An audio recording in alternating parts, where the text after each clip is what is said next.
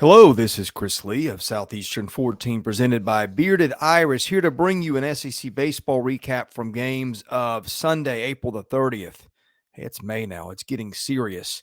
And it got serious in Baton Rouge, where LSU and Alabama, as those two teams did for a good bit of the weekend, went back and forth on Sunday. LSU comes out ahead at the end, 13-11. Alabama had a chance in the ninth with another comeback inning, had some guys on base, and LSU got out of it with Riley Cooper, their lefty, to win that game and to sweep the series.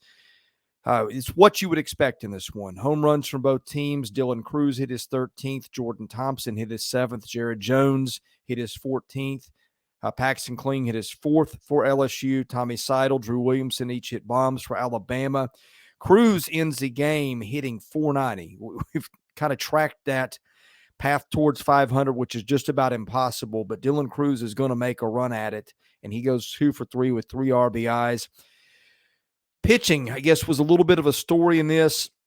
Alabama's bullpen, which has just been so good a good bit of the year, kind of collapsed again this weekend. Hunter Furtado does not get an out, gives up 4 earned runs. Hunter Hoops gives up 2 runs in 2 2/3, and that was just enough to crack the door for LSU, which had pitching issues of its own.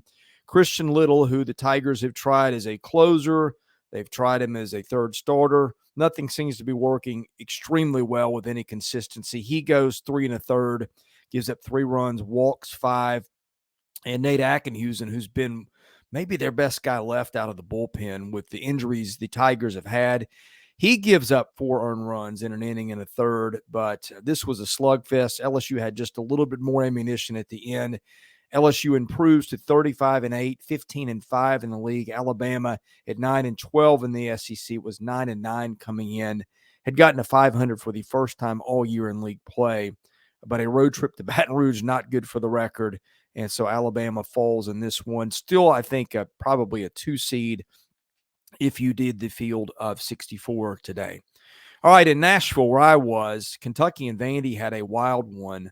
You don't see a lot of pitchers duels on Sunday, but you did see it with these teams. Both of them had a good number of arms left heading into Sunday. Kentucky has got a 2-1 lead in the ninth, and then Vandy gets a couple of hits, or actually 3 hits, I believe it was.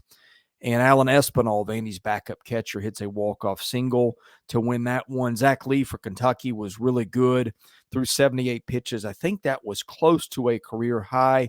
He gives up 1 run. That was earned. Vandy's Devin Futrell gives the Commodores a typical Devin Futrell start. He goes 6, gives up 2. Jack Anderson gets the win, I think, for Vandy in that one. And anyway, Kentucky falls to 11-10 in the SEC. And that was a pretty good blow to the Wildcats' regional hosting hopes. Vandy leaves the day at 16-5 and on top of the SEC's overall standings. Our channel is presented by Bearded Iris. The Sylvan Supply location in West Nashville is home to Black Dynasty Secret Ramen House. You'll find a wide variety of comforting bowls of meaty and vegan-friendly ramen with house-made noodles, alongside rotating weekly features, seasonal sides, salads, and desserts. Check them out in West Nashville and tell them you heard about them on Southeastern 14. Okay, in Columbia, this was another wild one. It is not often a team hits 5 home runs and loses a game, but that's what happened to Auburn on Saturday. Bryson Ware had 2 of those. Cole Foster had 1. Bobby Pierce had 1. Nate LaRue, who seems to have been on a little bit of a power tear lately, had 1, but Carolina had just enough. Comes from behind and wins this one. Caleb Denny, their left fielder, got 4 hits. Cole Messina had a couple. Will Tippett had the big blow. He knocked in 3 runs and had a home run. I think that one came late. Carolina comes from behind to win 8-7. I guess what was disappointing if you're Carolina is Matthew Becker, who'd been much better lately, goes 5 innings, gives up 5 runs. Auburn goes up 4-0 in that one early, but just did not have the pitching to hold on. The Tigers throw 8 arms in that Sunday one and just couldn't find anybody to give them consistent pitching. I think with Gonzalez out, Auburn has just really struggled on the mound. But hats off to Butch Thompson. That guy always finds a way, and to get Auburn to 9-12 at this point of the season is really good.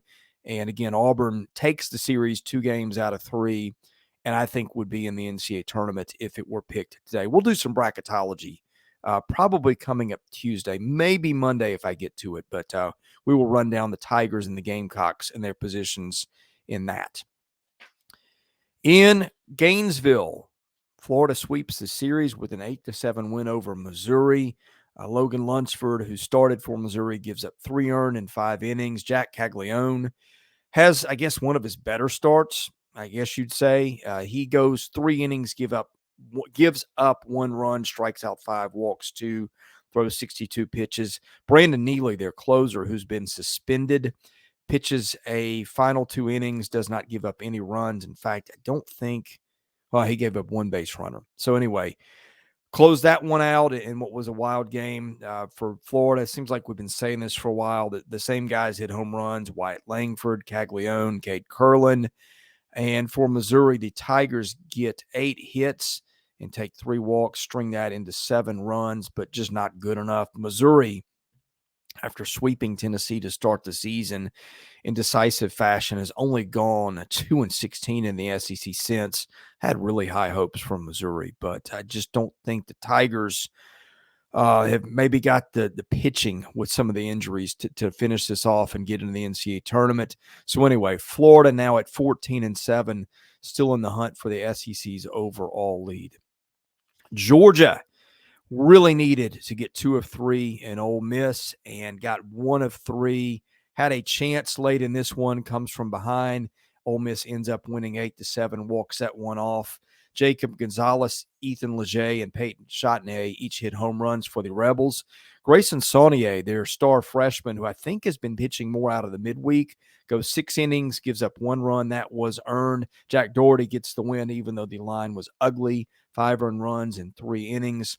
For Georgia, Liam Sullivan, not as good as he normally was, goes 4, gives up 4.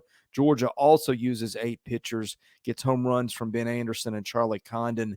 The Bulldogs 24-20 overall, at 8-13 in the SEC, and probably a very bubble SEC or NCAA tournament team as it stands here on Monday morning. Again, we'll get to the Bulldogs and bracketology, which we'll do this week, or regional projections is probably what we'll call it. I might actually start trying to slot out which team plays in what regional and give that a go. So anyway, best way to catch that, hit that subscribe button, hit the like button. Those things help our analytics.